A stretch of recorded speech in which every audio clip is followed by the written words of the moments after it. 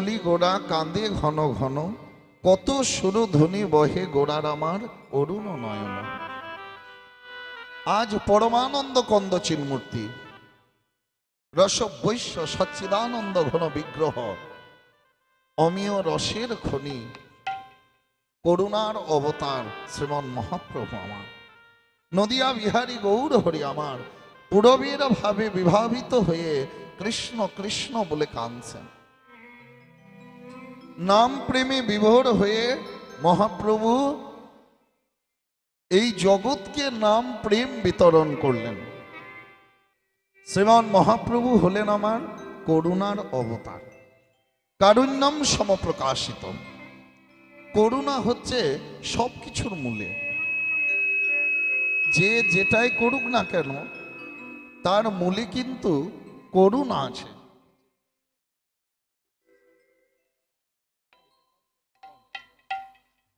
গৌর সুন্দর হলেন আমার করুণার অবতার। করুণা হচ্ছে সবকিছুর মূলে। একজন বাবার অন্তরে যদি করুণা না থাকে, মায়া মমতা না থাকে, তাহলে তার পিতৃত্বকে তার ছেলেমেয়েরা বুঝতে পারে না। একজন মায়ের অন্তরে যদি মায়া মমতা না থাকে, তাহলে তার মাতৃত্বের সন্ধান তার সন্তানেরা পায় না। সেই মায়ের যদি করুণা মায়া মমতাটা না থাকে, একজন বক্তার অন্তরে যদি করুণা না থাকে, তাহলে তার বক্তব্য শ্রোতাদেরকে আনন্দ দিতে পারে না। একজন লেখকের অন্তরে যদি করুণা না থাকে, তার লিখনী কখনোই পাঠকদের চিত্তকে আনন্দ দিতে পারে না। তা শ্রীমান মহাপ্রভু হলেন আমার সেই করুণার অবতার। এই করুণার জন্য কিন্তু কলির জীব নাম প্রেমে বিভোর হয়েছে। ভগবান কলিকালে এসে একটা খেলা খেলে দিয়ে গেলেন, যে খেলাটার নিয়মই আলাদা। আমরা কি জানি, দেখবেন খেলাতে কি হয় বাবা, এক পক্ষের সঙ্গে আরেক পক্ষের যখন দ্বন্দ্ব হয়, ঝগড়া হয়, যারা সদর্পে দাঁড়িয়ে থাকে তারা জয়ী। আমাদের জাতীয় খেলা কি? আমাদের জাতীয় খেলাটা কি জানেন? ফুটবল ক্রিকেট নয়, কাবাডি, হাডুডুডু।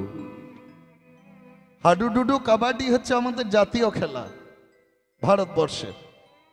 তাই এই খেলাতে কি হয়, এক পক্ষের সঙ্গে আরেক পক্ষের যখন দ্বন্দ্ব হয়, ঝগড়া হয়, যারা সদর্পে দাঁড়িয়ে থাকে তারা জয়ী, আর যারা মাটিতে পড়ে যায় তারা হলো হাড়ুয়া, তারা হলো পরাজিত। কিন্তু মহাপ্রভুর খেলার নিয়মটি একটু আলাদা। এই খেলায় যারা সদর্পে দাঁড়িয়ে থাকে তারা জয়ী নয়, যারা দাঁড়িয়ে থাকে সদর্পে তারা জয়ী নয়। জয়ী কারা মা? ওই যারাই পড়ে তারাই জিতে,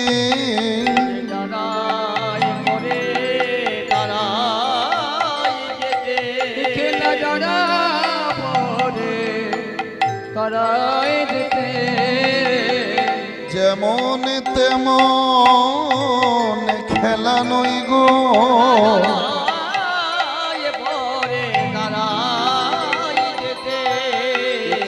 যেমন তেমন খেলা নই গো, খেলা জড়ায় পড়ে তারাই যেতে। যারাই পড়ে তারাই যেতে, অর্থাৎ যারা অহংকার শূন্য হয়ে ধুলায় গড়াগড়ি দিয়ে গৌর গুণ কীর্তন করে, হরি নামকে আশ্রয় করে, তারাই সবার আগে কৃষ্ণ কৃপা গৌর কৃপা লাভ করে। আর যারা অহংকারে মত্ত হয়ে দাঁড়িয়ে থাকে গরব ভরে, তারা প্রভুর থেকে আরো শত শত ক্রোশ দূরে সরে চলে যায়, তারা আরো দূরে চলে যায়। তাহলে এই খেলার নিয়মটি হলো আলাদা। মহাপ্রভুর খেলায় যারাই পড়ে যায় তারাই জিতে যায়, উল্টো খেলা। তাহলে করুণার অবতার শ্রীমান মহাপ্রভু তিনি কি করলেন? করুণা আপনি আচরি ধর্ম অপরে শেখালেন, নিজে আচরণ করে জগৎকে শিক্ষা দিয়ে গেলেন।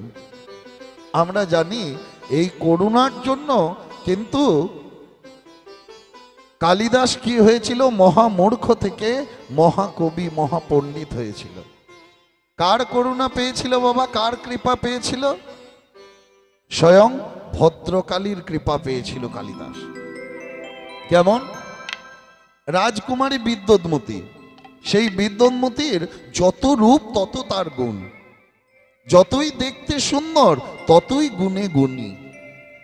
তা সে বিদ্যুৎমতী তার বাবাকে বলেছিলেন, রাজাকে বলেছিলেন যে পিতা, এই জগতের যে সব থেকে বড় পণ্ডিত তাকে আমি বিয়ে করব। বুঝলেন মায়েরা?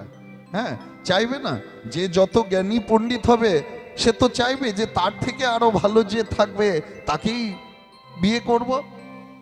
তা বিদ্যুৎমতী কি বলে, এই জগতের যে সব থেকে বড় পণ্ডিত তাকে আমি বিয়ে করব।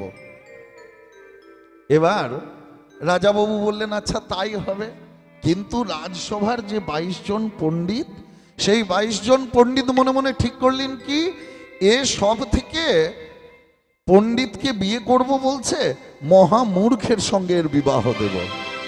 হরি বল, হরি বল। জগতের যে মহামূর্খ আছে তার সঙ্গে এর বিবাহ দেব। তা খুঁজে বেড়াতে লাগলেন যে মূর্খ কে আছে।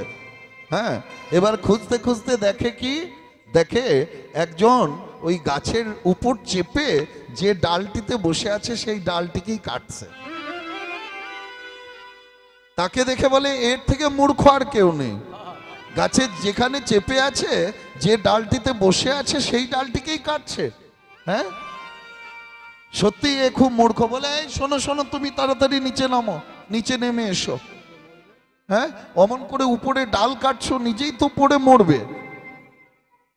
তার নিচে নেমে আসে সে। কি নাম তোমার? বলে আমার নাম হলো কালিদাস। কালিদাস,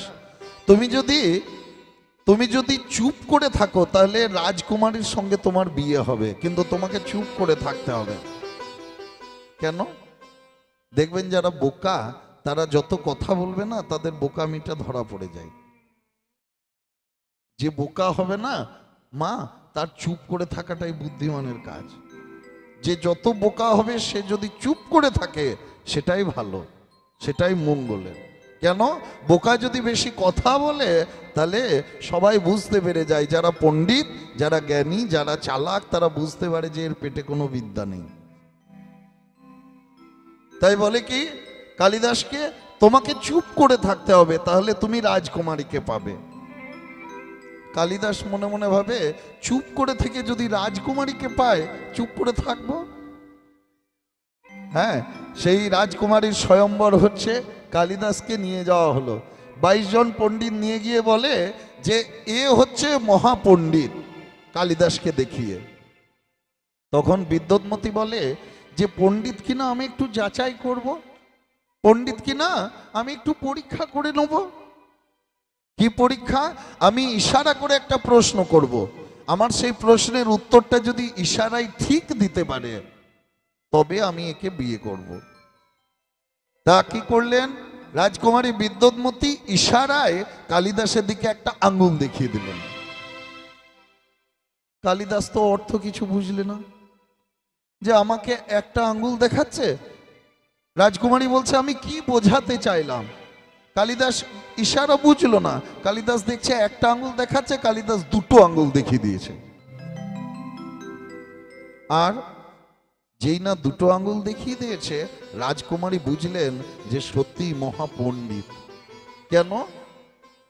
রাজকুমারী ইশারা করে কি দেখালেন, যে তুমি রাজকুমারীকে বিয়ে করতে এসেছো, আমি একটা আঙ্গুল দিয়ে তোমার চোখে খোঁচা দিয়ে একটা চোখ কানা করে দেবো। কালিদাস তো অর্থ বোঝেনি বাবা, কালিদাস দুটো আঙ্গুল দেখিয়ে দিলেন যে তুমি আমার এক চোখ কানা করবে। রাজকুমারী বুঝলেন কি, তাহলে আমার দু চোখ কানা করে দেবে খোঁচা দিয়ে। না, সত্যি মহাপণ্ডিত। তা বিয়ে হয়ে গেল কালিদাসের সঙ্গে বিদ্যুৎমতীর। বিবাহ করে এসেছে বাড়িতে, পাশ দিয়ে একটা উট পেরিয়ে যাচ্ছিল। তা উটটা পেরিয়ে যেতে দেখে সেই উটকে দেখে উচ্চারণ করে দিলেন কি, উষ্ট্র। আর যেই না উষ্ট্র বলে দিয়েছে অমনি সঙ্গে সঙ্গে বিদ্যুৎমতি বুঝে গেলেন যে মহামূর্খকে আমি বিয়ে করলাম। তখন কালিদাসকে বিভিন্ন কটু কথা, গঞ্জনা, অবজ্ঞা, অপমান করে, কি এত মূর্খ হয়ে তুমি রাজকুমারীকে বিবাহ করেছো, ধিক ধিক তোমাকে, ধিক্কার, বেরিয়ে যাও ঘর থেকে, দূর হও। কালিদাস বিবাহ করে এসেছে, প্রথম দিনেই স্ত্রীর এমন অপমান, প্রথম দিনেই স্ত্রীর এমন কথা। কালিদাস ঘর ছেড়ে বেরিয়ে পড়লেন। ঘর ছেড়ে বেরিয়ে চলে যাচ্ছে, যেতে যেতে মনে মনে ঠিক করে জগতের সবাই আমাকে বলে মূর্খ, সবাই মূর্খ বলে, বিয়ে করে এলাম তা আমার নববিবাহিতা বধূ, সেও আমাকে মূর্খ বলে। এ প্রাণ আমি আর রাখবো না, আমি প্রাণ বিসর্জন দেব।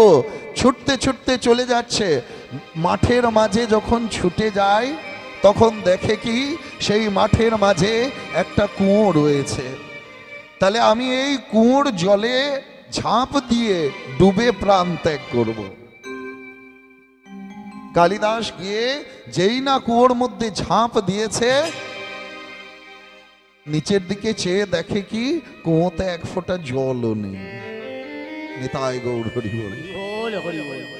তাহলে তাহলে আমার তো ডুবে মৃত্যু হবে না, আমি তো ডুবে মরবো না জলে ডুবে, কেন জল নেই তো, হয় আমার হাত ভাঙবে নয় পা ভাঙবে।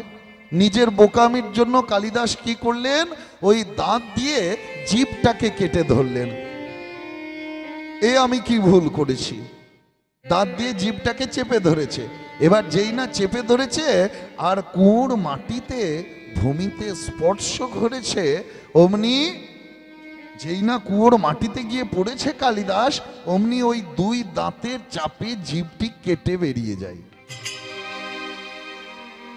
জিভটি ছিটকে বেরিয়ে যায় মা। আর সেই কুয়োর মধ্যে অনেক আগাছা ছিল, অনেক ঝোপঝাড় হয়ে গিয়েছিল। সেই ঝোপঝাড়ের মধ্যে এক সাধু বাবা মা ভদ্রকালীর উপাসনা করছিলেন, মা ভদ্রকালীর ধ্যান করছিলেন। কেন, এই সংসারের মধ্যে থেকে আমার তো ভালো করে ঠাকুরকে ডাকা হয় না, মাকে ডাকা হয় না, তা বরং আমি নির্জনে গিয়ে মা কালীকে ডাকবো। এই আশায় নির্জনে গিয়ে সেই কুয়োর মধ্যে সেখানে ভদ্রকালীর মূর্তি রেখে মায়ের ধ্যান করছিলেন, উপাসনা করছিলেন। আর যেই না কালিদাস গিয়ে পড়েছে, অমনি অমনি তার জিভটি কেটে বেরিয়ে গিয়ে পড়ে কোথায়, মা কালীর চরণে। সঙ্গে সঙ্গে মা ভদ্রকালী প্রকট হলেন, সঙ্গে সঙ্গে মা কালী দেখা দিলেন। দেখা দিয়ে বলে, এ কি, লোকে আমাকে ফুল দেয়, ফল দেয়, পুষ্প দেয়, পত্র দেয়, জল দেয়, কেউ বা চোখের জলও দেয়, আর তুই তুই নিজের জীবটা আমাকে কেটে দিলি, তুই নিজের জিহ্বা আমাকে দান করলি। তাই আজ থেকে আমি তোকে কথা দিলাম, তোর জিহ্বাগ্রে, তোর জীবে সবসময় মা সরস্বতী বাস করবে, আর তুই ভদ্রকালীর কৃপা পাবি।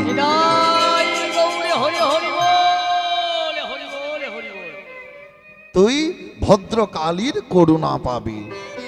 কালিদাস ঘরে ফিরে এসেছে, আনন্দের সঙ্গে ফিরে এসেছে। তার স্ত্রী তাকে দেখেছে, দেখে আবার কটু কথা শোনায়।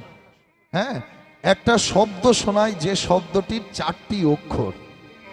আর সেই 4টি অক্ষরকে নিয়ে কালিদাস কি করেছিলেন জানেন, এক একটি অক্ষরকে নিয়ে এক একটা বড় বড় কাব্য গ্রন্থ রচনা করেছিলেন। মেঘদূত, কুমার সম্ভব, রঘুবংশ আর অভিজ্ঞান ও শকুন্তলম বা শকুন্তলা, এই 4টি গ্রন্থ রচনা করলেন। সেই কটু শব্দটা শুনে এক একটা অক্ষরকে নিয়ে এক একটা গ্রন্থ রচনা করলেন। মহামূর্খ থেকে মহাকবি, মহাপণ্ডিত হলেন কালিদাস। তাহলে করুণার জন্য, কার করুণা, মা ভদ্রকালীর করুণা, ভদ্রকালীর কৃপা পেয়েছে বলে কালিদাস মহামূর্খ থেকে মহাকবি হলেন। মা সরস্বতীর কৃপা পেয়েছে, যার জন্য করুণা হচ্ছে সবকিছুর মূলে। কারুণ্যম সমাপ্রকাশিতম। গৌর হরির অন্তরে করুণা জেগেছিল বলে এই জগৎ আজ উদ্ধার পেয়েছে। গৌর হরি কলিজীবের দ্বারে দ্বারে নাম প্রেমকে এনে দিলেন। কি বললেন? তোমরা সকলে মিলে আমার সঙ্গে পথ চলিতে আর বলিতে, পথ চলিতে আর বলিতে, চলিতে আর বলিতে। তোমরা গাহো গাহো কৃষ্ণ নাম, কৃষ্ণ নাম মধুর নাম। পথ চলিতে আর বলিতে, পথ চলিতে আর বলিতে। তোমরা গাহো গাহো কৃষ্ণ নাম, কৃষ্ণ নাম মধুর নাম। পথ চলিতে আর বলিতে, পথ চলিতে আর বলিতে। তোমরা গাহো গাহো কৃষ্ণ নাম, কৃষ্ণ নাম মধুর নাম। সম্মুখে আধার রাত্রি, তুমি যে পথ যাত্রী। মুখে আধারাতে, তুমি যে পথ যাত্রী। সম্মুখে আধার রাত্রি, তুমি যে পথ যাত্রী।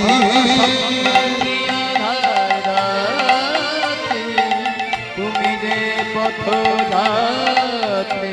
পথ চলিতে তার নাম, কথা বলিতে তার নাম। পথ চলিতে তার নাম, কথা বলিতে তার নাম। পথ চলিতে তার নাম, কথা বলিতে তার নাম। কৃষ্ণ নাম মধুর নাম। উলুধ্বনি হরি হরি বল। পথ চলিতে আর বলিতে। তোমরা গাহো গাহো কৃষ্ণ নাম, কৃষ্ণ নাম মধুর নাম। পথ চলিতে আর বলিতে, পথ চলিতে আর বলিতে। তোমরা গাহো গাহো কৃষ্ণ নাম, কৃষ্ণ নাম মধুর নাম। দৃঢ় বিশ্বাসে প্রতি নিঃশ্বাসে, প্রতি হস্তিতে প্রতি তন্ত্রীতে।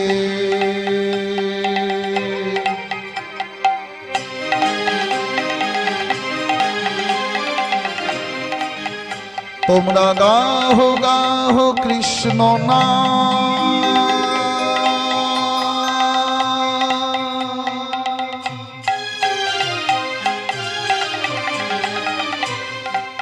কৃষ্ণ নাম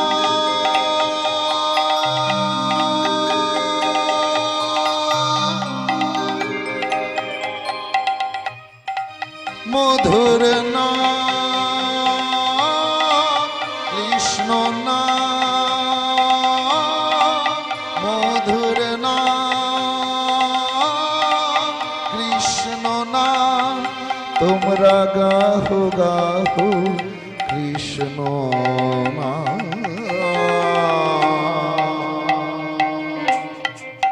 কৃষ্ণ নাম মধুর নাম। পথ চলিতে নেতাই গৌর হরি বল হরি বল। পথ চলিতে আর বলিতে। তোমরা গাহো গাহো কৃষ্ণ নাম, কৃষ্ণ নাম মধুর নাম। পথ চলিতে আর বলিতে, পথ চলিতে আর বলিতে। তোমরা গাহো গাহো কৃষ্ণ নাম, কৃষ্ণ নাম মধুর নাম। কৃষ্ণ নাম